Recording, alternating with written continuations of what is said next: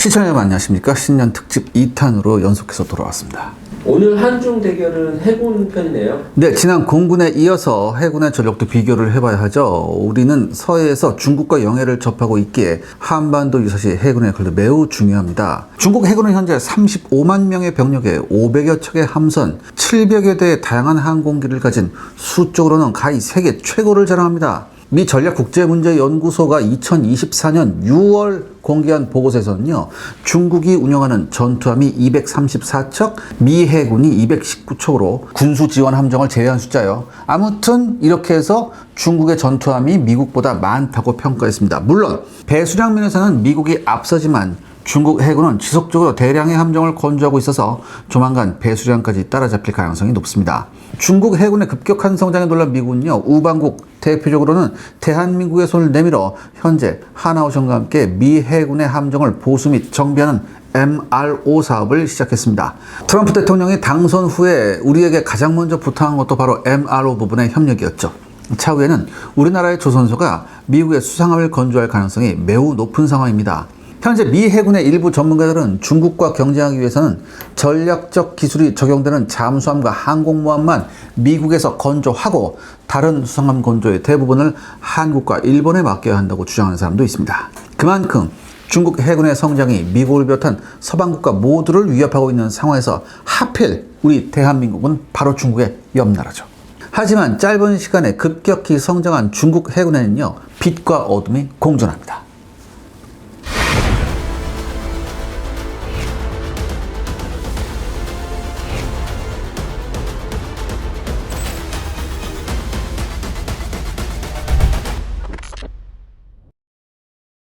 중국 해군의 빛과 어둠이 무슨 말인가요? 중국 해군이 1990년대에 건조한 수상함들이 얼마나 문제가 많았고 삽질을 했는지는 이미 예전 영상에서 분석한 바 있었는데요. 중국은 태우에 대한 수상함 수출 외에 해외 여러 국가의 수상함을 수출하는 노력을 진행하면서 자국의 함정이 얼마나 문제가 많은지를 깨닫게 되죠. 그래서 태국과 같은 이른바 박쥐형 국가를 통해 서방 전투함의 구조 특성과 설계 자료를 입수함과 동시에 민간 주선 분야를 크게 부흥시키고 있습니다. 민간 주선 분야의 첨단 부품은 얼마든지 입수가 가능할 뿐만 아니라 시장 경쟁이 심해져서요, 실제 군용 부품보다 성능이나 신뢰성 면에서 우수한 제품도 많기 때문이죠. 중국은 2014년에서 2021년에 있었던 전 세계적인 조선업 불황 당시 자국의 조선소를 보호 및 육성하고자 국가 주도로 대량의 상선을 발주함과 동시에 군용 함정을 건조했습니다. 그리고 조선업 불황으로 인해 수많은 경쟁국의 조선소 및 관련 기업에서 인력들이 해고되자 이들을 대거 채용해 기술력을 향상시켰죠. 이게 바로 우리나라가 결정적이었는데요. 우리나라 조선업계에서는요, 중국을 가장 많이 키워준 것이 바로 한국 조선소 기술자라는 쓰디쓴 말도 나오고 있는 실정입니다. 아무튼 중국은 민간 조선 기술을 적극 활용함과 동시에 전 세계에서 그 누구도 사용하지 못하는 방식으로 수상함 기술력을 발전시킵니다. 중국은 1991년 소련이 붕괴된 이후의 혼란 시기에 러시아에게 접근해 당시 건조가 중단된 러시아군의 최신 미사일 구축함인 서브르멘니급 18번 함과 19번 함을 1996년도에 도입하는 계약을 체결합니다. 이것이 바로 항저우급이죠. 이게 총 4척을 건조했어요. 그리고 이 과정에서 냉전 붕괴로 실직한 수많은 러시아 기술자들을 대거 고용하는 방법으로 최신 전투함 설계 및 건조에 필요한 기술력을 확보하게 됩니다. 이렇게 러시아 기술을 확보한 이후 소브레멘니급의 복제형에 해당하는 051B형 구축함을 건조하기 시작했지만 여전히 기술력이 부족해서 수많은 결함에 시달린 나머지 051B형은 단 한 척만 건조했죠. 그 이후 러시아 기술자들의 도움을 통해 다시금 051C형을 설계했지만 역시나 문제점이 많았는지 단 2척만 건조하고 중단합니다. 이어서 건조된 052형 구축함도 단 2척, 052B형도 단 2척만 건조되고 종료됐죠. 뭔가 찔끔찔끔 만드는 느낌이네요. 네, 중소국의 경우에 한두 척의 전투함만 건조하는 경우가 있지만 중국과 같은 대규모 해군을 가진 국가에서 전투함을 한두 척만 건조하는 경우는 없습니다. 그만큼 신형 전투함 설계와 건조에 막대한 비용이 필요하기 때문이고요. 전투함은 한 번 건조되면 최소 30년간 운영되므로 여러 동급 함정이 있어야만 체계적으로 훈련, 정비, 성능 개량을 수행할 수 있기 때문이죠. 중국 해군도 이러한 사실을 당연히 잘 알고 있겠지만 자신이 설계할 수 있는 최고의 함정을 설계한 이후 성능이 만족되지 않으면 과감히 버리는 전략으로 기술력을 축적했습니다. 이러한 중국 해군의 압축 성장 전략은요, 성과를 거뒀어요. 그래서 05C형이 드디어 6척이 건조되었고요. 완성형에 해당하는 052D형은요, 현재까지 25척이 건조됐죠. 여기서 052형의 B형, C형, D형은 완전히 다른 함정이라 부를 수 있을 정도로 차이점이 큽니다. 결국 중국 해군은 자신이 만족할 수 있는 052D형을 확보하고자 수많은 실험 함정을 건조한 셈이죠. 중국의 이러한 건조 방식에 대해 서방 해군 전문가들은 전 세계적으로 사례가 없으며 수상함 건조 기술 축적에는 최고의 방법이나 운용자인 중국 해군은 지옥을 선물할 것이라고 지적합니다. 그러니까 시험 함정으로 건조되는 함정들도 퇴역하지 않는 이상은 장기간 운용해야 하는데 그 성능이나 운용 방식이 완전히 다르기 때문에 각 함정마다 별도의 정비, 보급, 훈련 체계를 따로따로 마련해야만 하죠. 이것은요, 엄청난 비용이 소요됨은 물론 실제 전투력 면에서도 수많은 문제점을 일으키는데요. 대표적으로 미 해군의 경우 1980년대 후반부터 현재까지 무려 70척이 넘는 알레이버크급을 지속적으로 건조하고 있습니다. 그 이유는 대체 함정 건조 사업에 실패한 영향도 어느 정도 있지만 동일한 전투함을 운용하는 것이 정비, 보급, 훈련, 성능 개량 면에서 엄청나게 유리하기 때문이죠. 심지어 항구에 입출항 시에 사용되는 터그보트 운영 시에도 함정이 다르면 문제가 생길 정도로 통일성은 중요하다고 합니다. 우리나라는 어떤가요? 잠시 우리나라 해군의 통일성 노력을 한번 알아보겠는데요. 우리 해군은요, 현재 KD-3 이지스함을 제외한 모든 수상함의 전투주의 체계를 한국형 전투주의 체계로 통일하는 작업을 진행하고 있습니다. 여러 장점이 있겠지만 우리 해군 장교는요, 통상 1, 2년 정도 근무하다가 보직을 움직이는 경우가 많은데요. 이때 겨우 1, 2주일의 임무 교대 시간이 주어질 뿐입니다. 당연히 턱없이 교육 시간이 부족해서요, 복잡한 전투지휘 체계를 제대로 배우기가 힘들어요. 그래서 실제 KD-1급과 KD-2급에 설치된 영국제 KD-COM 전투주의 체계를 제대로 운영할 수 있는 장교는요, 손에 꼽을 정도라고 합니다. 이에 우리 해군은요, 운용, 정비, 성능 개량 모두를 원활히 하고자 PKMR-211 미사일 고속정부터 시작해 수상함은 물론 잠수함까지 모두 동일 계열의 한국형 전투주의 체계로 사용하고 있습니다. 기존 KD-1급과 KD-2급도요, 한국형 전투주의 체계로의 교체가 완료되었거나 현재 진행되고 있습니다. 한국형 전투주의 체계는요, 민간 윈도우와 비슷한 GUI, 그러니까 그래픽 유저 인터페이스라고 하는데요. 이 GUI 환경을 사용함과 동시에 성능이 지속적으로 향상되었지만 기본 구조가 동일해서요, 민간의 윈도우처럼 며칠만 사용해보면 그 성능을 파악할 수 있다고 합니다. 그리고 KD-1과 KD-2는요, 배수량만 다를 뿐 동력 기관이 완전히 동일하고요. KD-3도 KD-1, 2와 동일한 가스터빈 4개를 장착하는 등 한국 해군은 호환성 유지를 위해 많은 노력을 수행했습니다. 그렇다면 중국은 어떤가요? 이와 비교해 중국 해군의 경우 너무나 다양한 함정을 운영하고 있어서 당연히 정비, 운영, 훈련 모든 면에서 문제가 발생하고 있죠. 서방 해군의 전문가들은 2010년대 이전에 건조된 중국 전투함은 제대로 된 전력이 아니라고 혹평하는 경우도 많습니다. 중국은 오랜 시행착오 끝에 052D형에서 미국의 알레이버크급과 동급의 성능을 확보했다고 자평했고요.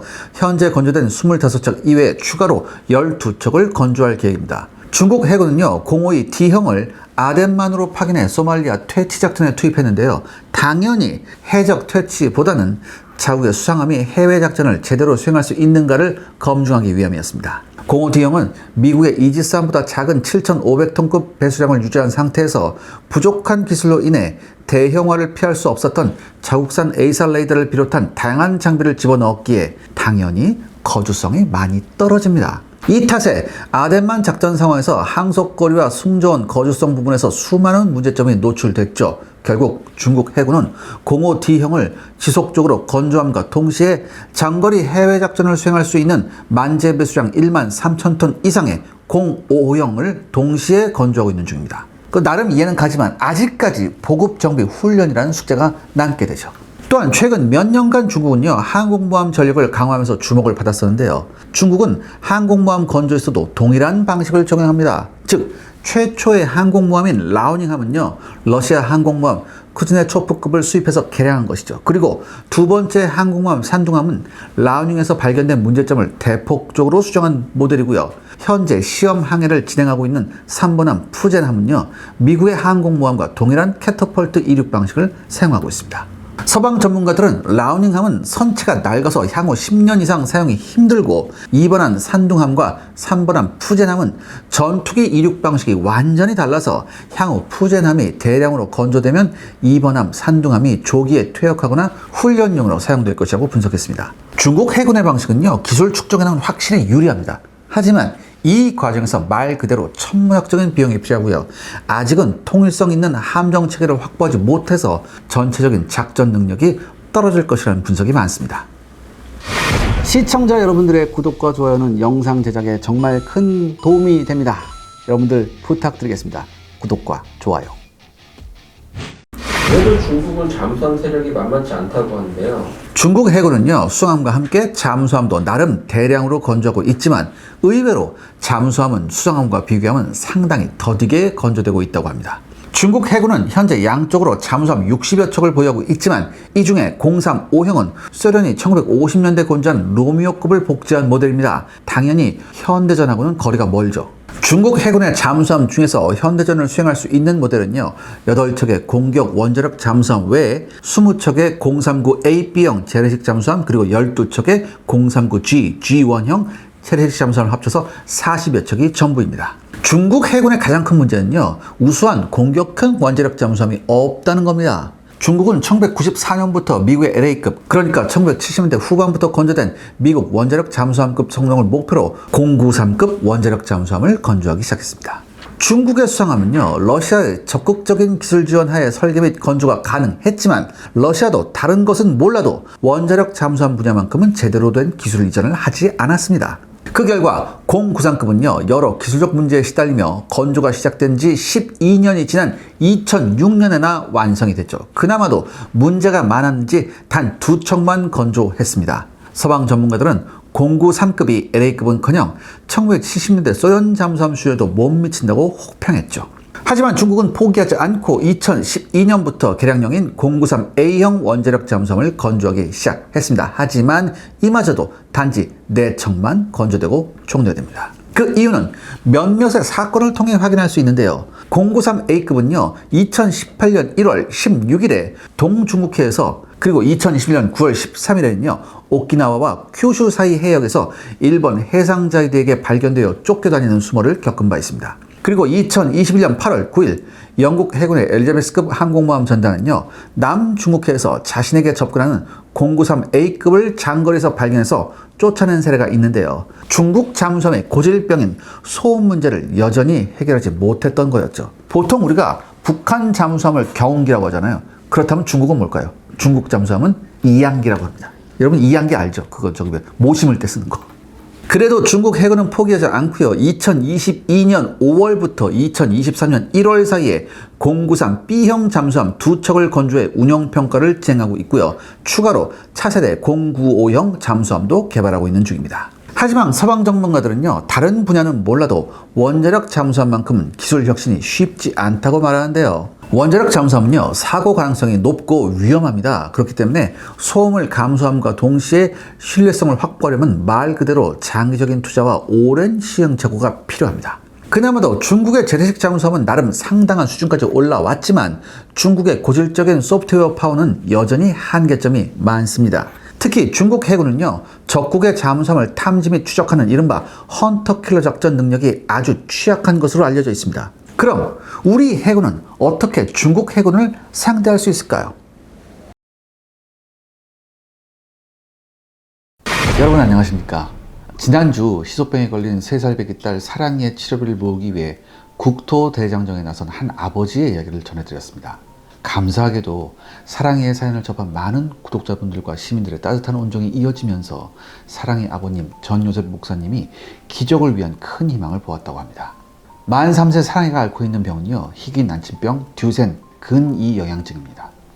듀센 근이 영양증은요, 근육세포가 빠르게 줄어들어 퇴행하는 희소병으로 10대에는 걷지 못하게 되고요, 20대에는 호흡기에 의존하면서 살아가야 되며 30대에는 호흡기 근육까지 망가져 생명이 위험해집니다. 더 안타까운 점은요, 현재 국내에는요, 치료할 수 있는 방법이 없다는 것입니다. 국내에는 치료제가 없어서 수소문 끝에 해외에서 유전자 치료법을 찾았는데요.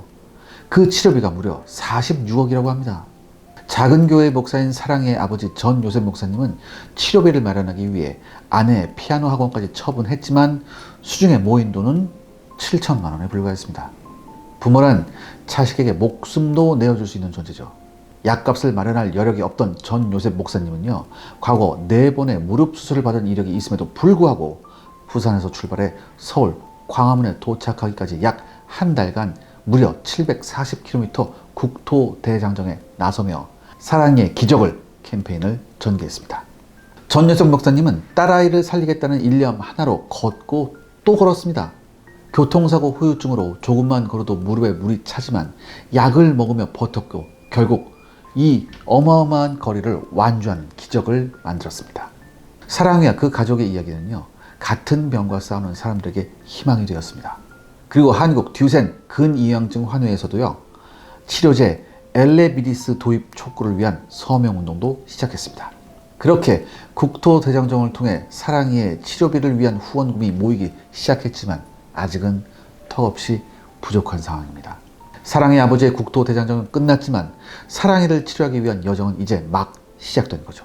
그리고 이 사연을 접한 저희 샤르의 군사연구소 채널도 사랑이와 그 가족을 응원하는 마음을 담아 후원에 동참하기로 결정했습니다.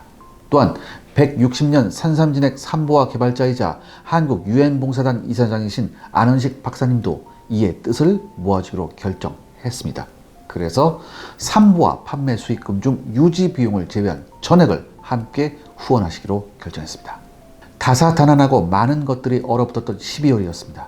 2024년을 마무리하고 또 새로운 한 해를 시작하며 지금도 힘겨운 싸움을 이어나가고 있을 사랑이에게 저와 함께 따뜻한 내일을 선물해 보시는 건 어떨까요? 샤르의 군사연구소와 산보화 자체 후원금과 향후 샤르의 군사연구소 채널을 통해 판매되는 산보화 수익금 중 최소 유지 비용을 제외한 전액을 사랑이에게 직접 전달할 예정입니다. 후원자와 후원금도 모두 투명하게 진행할 예정입니다. 여러분들께서도 많은 관심과 사랑 부탁드립니다. 사랑에게 건강한 내일을 선물할 수 있기를 간절히 바라봅니다.